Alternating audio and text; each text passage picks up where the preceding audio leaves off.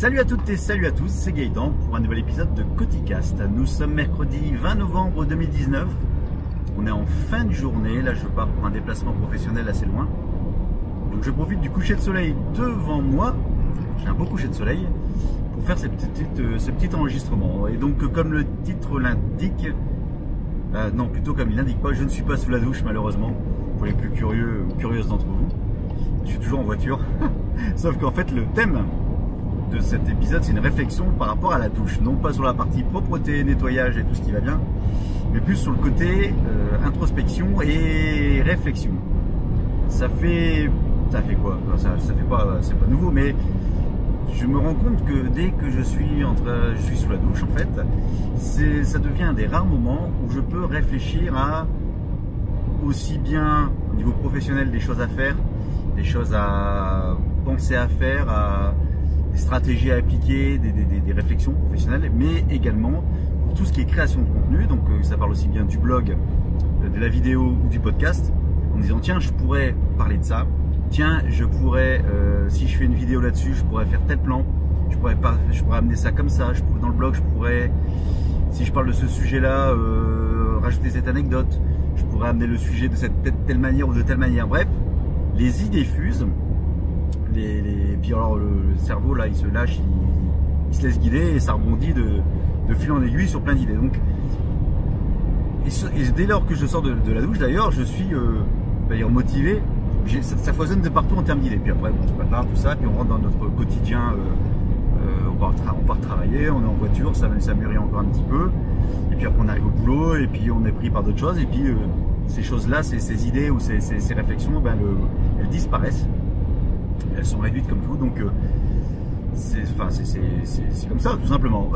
L'idée c'est pas de se dire c'est dommage, l'idée c'est la réflexion que je me suis faite pas plus tard que ce matin, c'était de me dire mais comment ça se fait que aujourd'hui ce soit un des rares endroits, voire le seul endroit de mon quotidien où je suis aussi créatif, ou du moins je me laisse autant aller, autant guider dans les idées, autant d'idées qui fusent aussi facilement à cet endroit-là. Je parle pas des fois où éventuellement je me lève très fatigué, ou au lendemain d'une bringue, où là on est pas dans le même état, mais je suis plus en temps normal, comme ce matin par exemple. Donc j'étais là-dedans et effectivement dans ma réflexion je me suis dit tiens mais pourquoi, ça peut être l'idée d'un podcast, d'un Coticast pardon, c'était pourquoi on a ces idées là, pourquoi moi j'ai ces idées là dans la douche et pas ailleurs.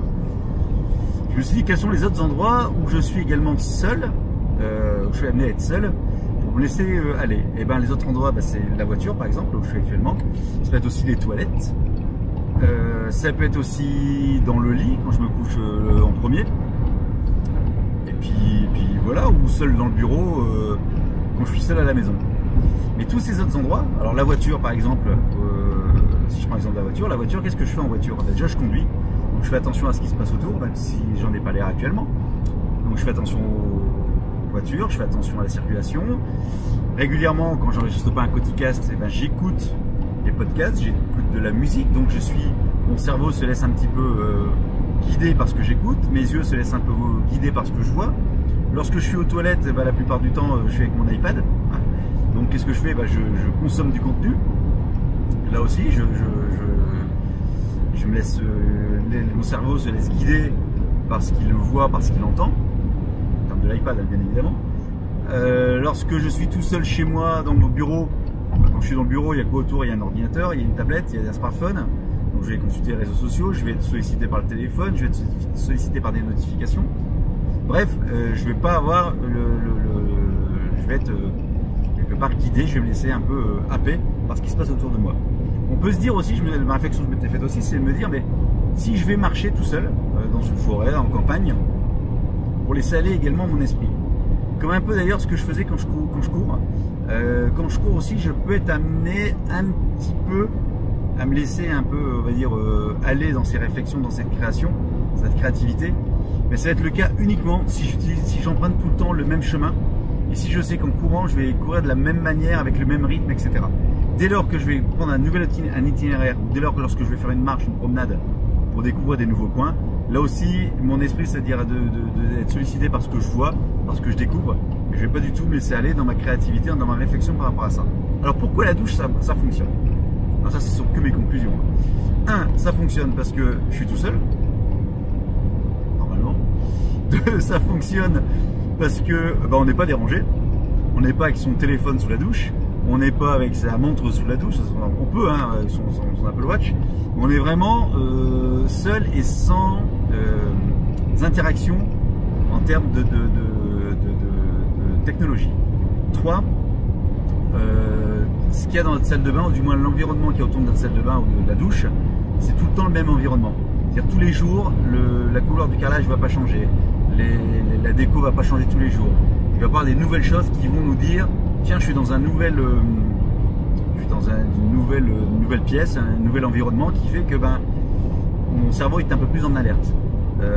Lorsque vous êtes chez des amis ou j'en sais rien moi, ou à l'hôtel ou que sais-je, vous prenez une douche dans un endroit qui n'est pas votre douche, enfin votre endroit quotidien, vous n'avez pas la même créativité parce que justement c'est un nouvel environnement et je pense que l'œil ou le cerveau est un peu plus en alerte par rapport à ce qui se passe.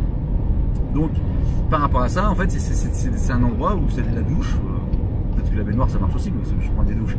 La douche c'est un endroit sur lequel je suis vachement plus à l'aise là-dessus. Mais le problème c'est que comme il y a beaucoup d'idées, ça fuse, et puis après je les note pas, du moins je les enregistre pas.